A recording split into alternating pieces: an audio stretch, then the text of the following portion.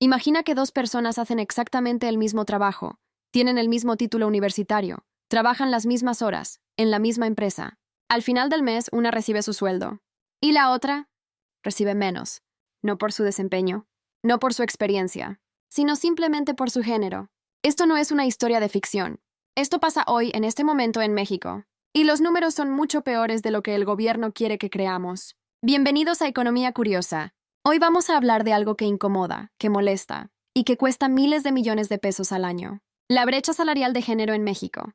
Quédate hasta el final porque hay un dato que casi nadie conoce y que va a cambiar completamente cómo ves este problema. Empecemos con los números duros. Según la Encuesta Nacional de Ingresos y Gastos de los Hogares del INEGI, publicada en 2024, un hombre en México recibe en promedio 12,016 pesos al mes. Una mujer, en el mismo país trabajando también, recibe 7,905 pesos, una diferencia de 4,111 pesos cada mes. Eso es más de 49,000 pesos al año que una mujer deja de ganar simplemente por ser mujer. Pero espera, aquí viene la primera trampa de este tema. Cuando el gobierno mexicano reporta la brecha a organismos internacionales, dice que es del 15%. ¿Y sabes qué pasó cuando el INEGI publicó su encuesta más reciente?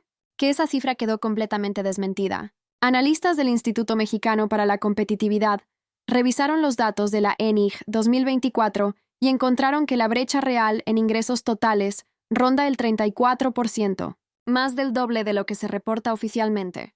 ¿Por qué esa diferencia? Porque cuando se mide solo el salario por hora de ciertos sectores formales, el número se ve mejor.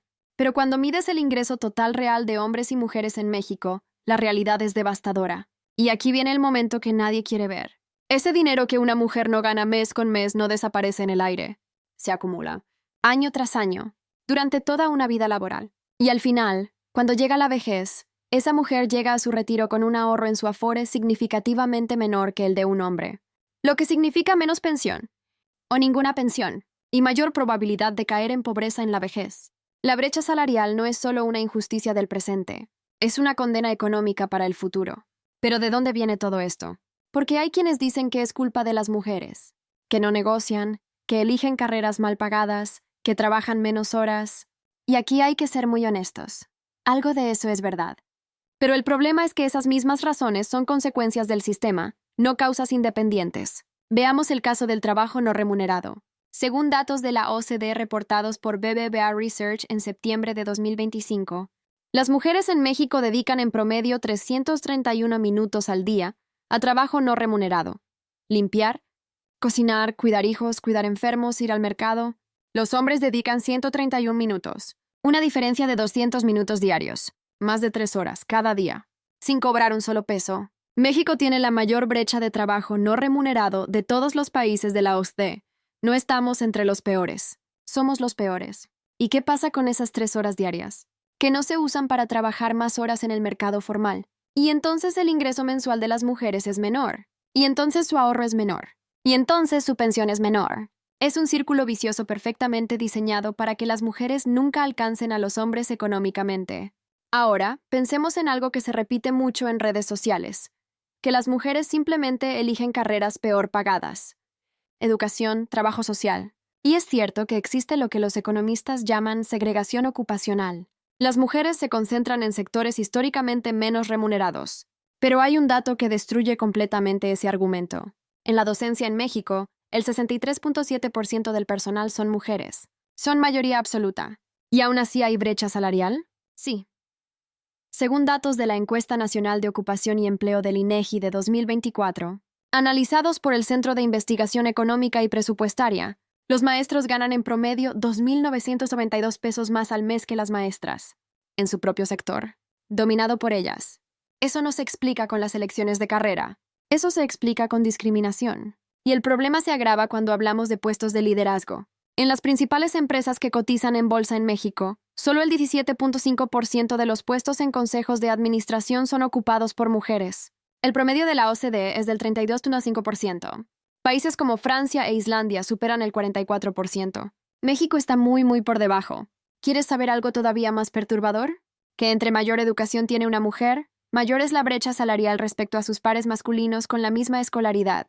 Las mujeres con mayor nivel de estudios son las que más sufren la discriminación en términos de diferencia absoluta de ingresos. Estudiar más no cierra la brecha.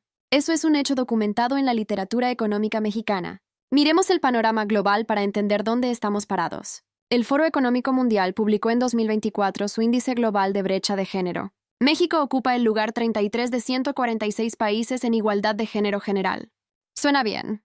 Pero en el subíndice específico de ingresos por género, México cae hasta el lugar 119 de 146 países, por debajo de la media mundial. Somos mejores en papel que en billetera. Y según la OCDE, por cada 100 pesos que recibe un hombre en México, una mujer recibe solo 86 pesos por trabajo igual. 14 pesos menos de cada 100. Cada hora. Cada día. Toda la vida. Ahora bien, ¿hay alguna buena noticia en todo esto?